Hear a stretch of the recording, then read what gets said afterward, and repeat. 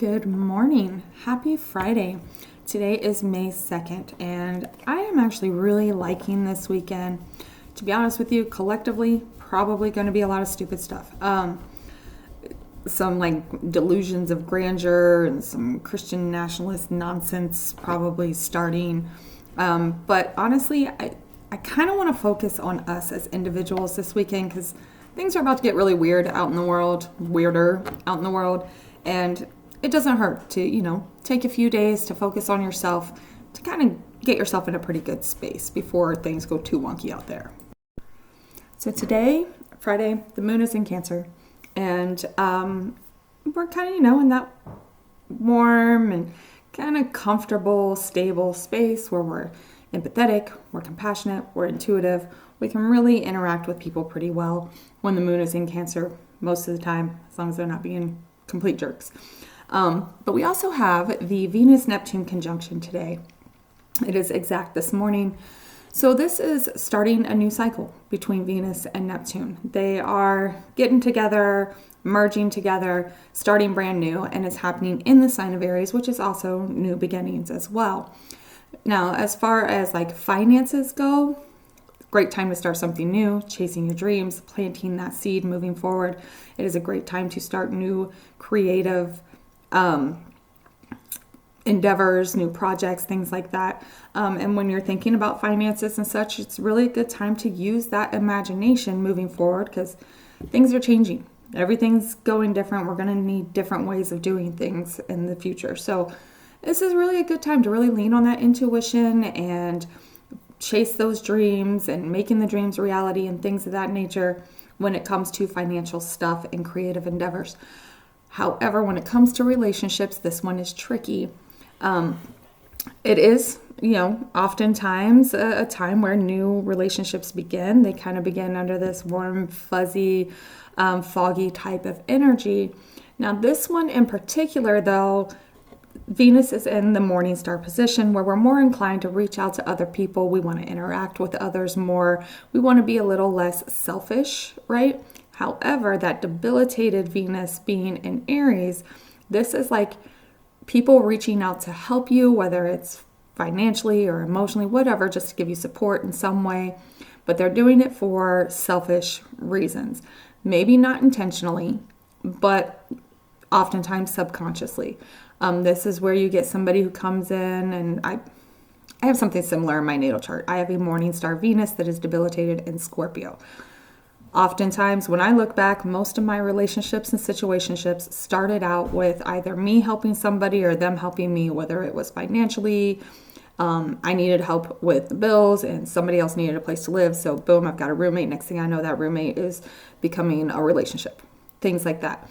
I needed emotional support, and next thing I know, I'm in a situationship, right?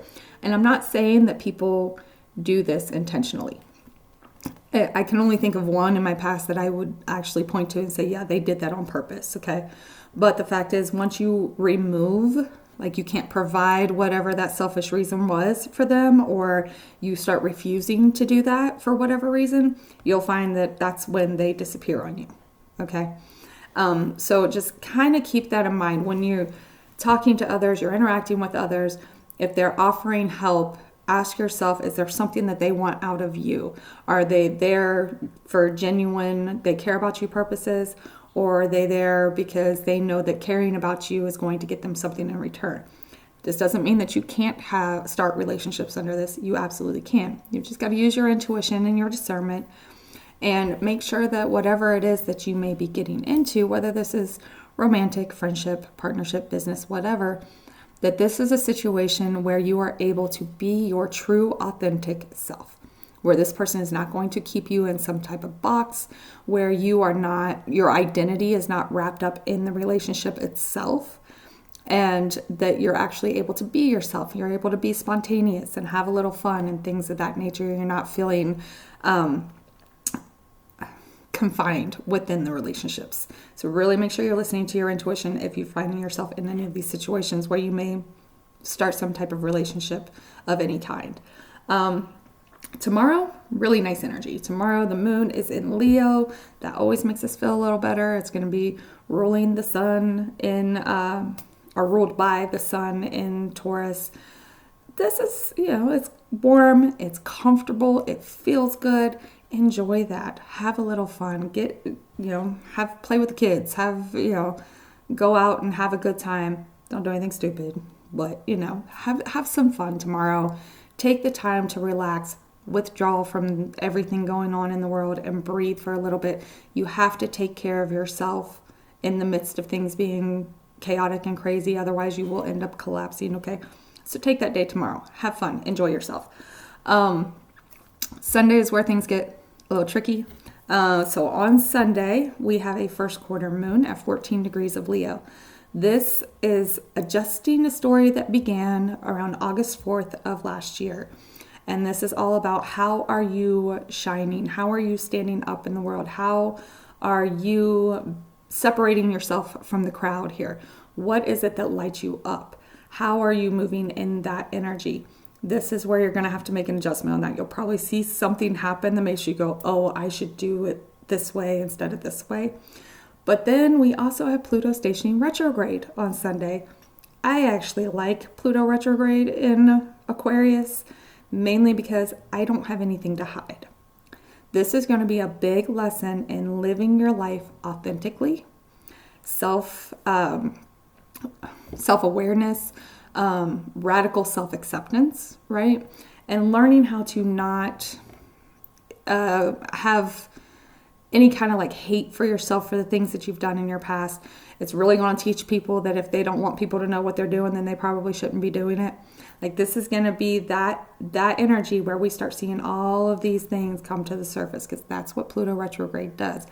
It digs up all those deep, dark secrets and it exposes them. It brings them to the surface. Now, last year we had the year of reveal. Most of that was Pluto retrograde in Aquarius. That's where a lot of those reveals came out. So this happens in Aquarius, which is the people. So we're seeing secrets come out about our friends, our coworkers, our community members, people like celebrities, people in organizations. We're going to start to see a lot of these deep, dark secrets start coming out. Remember, this one stays in Aquarius. The last one moved back into Capricorn after a little bit. This one will be in Aquarius the entire time. Okay, and it's about a 5 to 6 month retrograde, and it happens every year. But this is my favorite one, because this is the one where if you don't have anything to hide, you get to sit back and watch everybody else get exposed, and I'm petty, so it's fun for me. So, but this weekend, take the time for yourself, enjoy things, enjoy the warm and fuzzies. Just make sure you're listening to your intuition, you are using your discernment, and be prepared that if you've got any secrets you don't want revealed, we're about to embark on a time where secrets are going to be revealed, okay? So let's pull some cards for the weekend. What is the energy for the collective for this weekend? The Star, that hope, that healing. This is a good energy. It is really nice energy for this weekend. I'm so glad to finally say that. Again, collectively, like out in the world, we're probably going to see some weird stuff, some messed up stuff, but on a personal level, it's almost like we're able to just be like, you know what, I'm not dealing with this right now. I need to take care of myself, okay?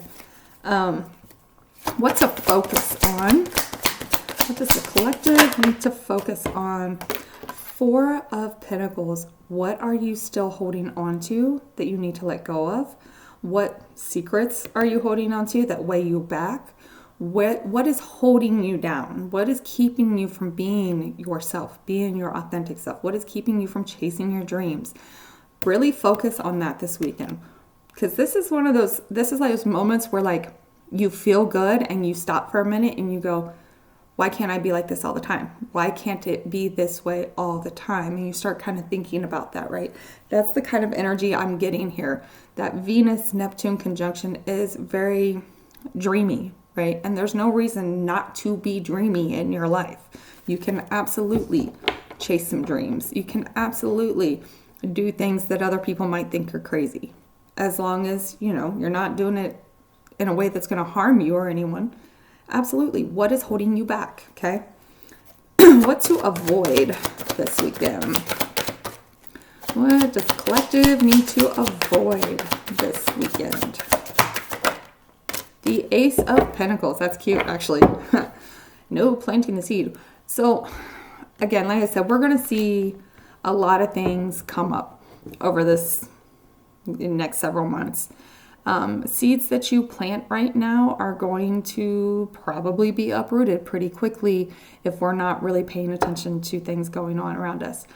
So I'm not saying don't at least like write the idea down. Do that, you know, come back to it later to actually plant the seed on that. Make the adjustments that you need to make.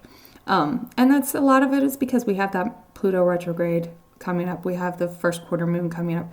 Sunday is going to change things. Today and tomorrow, really good energy, but Sunday we're going to see those changes. So bottom of the deck is the Hermit.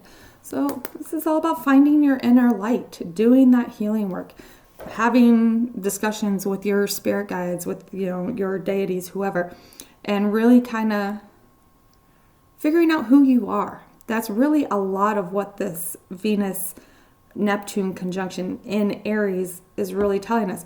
Who are we as individuals within our relationships with others, okay?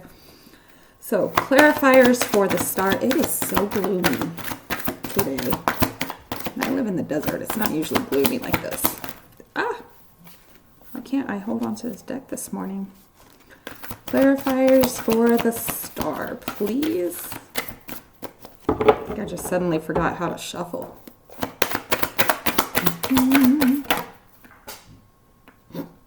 Eight of Cups and Two of Wands. Okay. Okay. Eight of Cups and Two of Wands. Going on that little spiritual trek. Doing that healing work, right?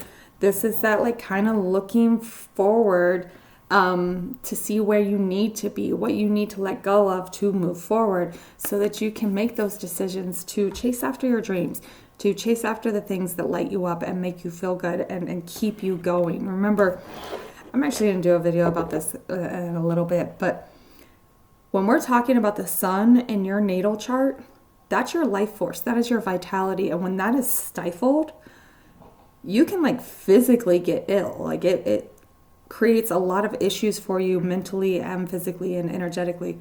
I personally, when that is being stifled, I have zero energy. Can't do anything, right? So really think about that over this weekend. Where are you suppressing yourself? And what is that doing to you physically and emotionally and energetically, okay? Bottom of the deck was the Lover. So this could have a lot to do with relationships and partnerships and friendships here. Who is stifling you, right? Okay. Clarifiers for the Four of Pentacles. We have Ten of Swords. There's that painful ending and the Magician. Painful ending and knowing that you have everything that you need to create the life that you want, right? So this, again, this Four of Pentacles, what are you keeping? What are you holding on to that's holding you back? What do you need to end? And it's probably going to be painful. It's going to feel very like being stabbed in the back type of energy here, right? But there's something in this that is showing you that you have what you need to chase your dreams. You have what you need to do things yourself. You don't need that help from others.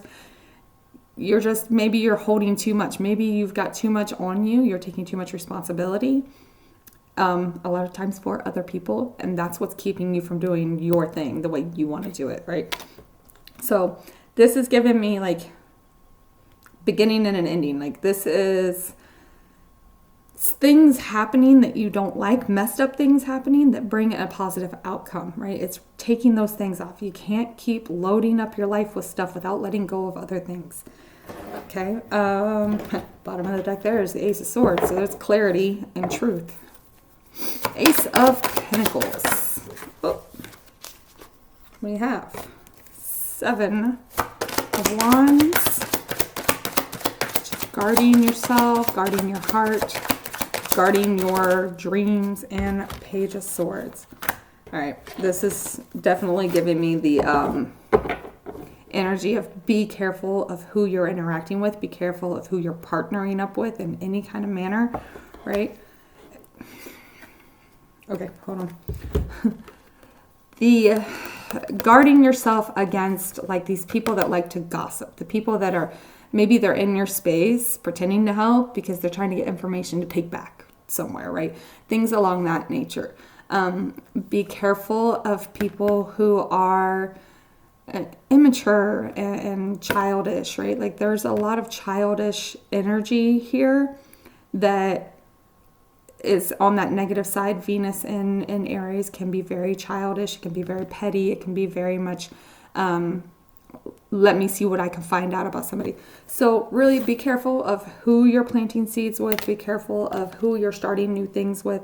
Bottom of the deck is the Tower. So there is like some shocking aha type of information. Venus is ruling that Uranus in Taurus, okay? It is also ruling the Sun in Taurus. There is this connection with Venus and Neptune can be incredibly intuitive. So this Tower could be very slick, like not necessarily right in front of your face. It could very well be like that aha moment. You'd like catch somebody in a lie type of stuff.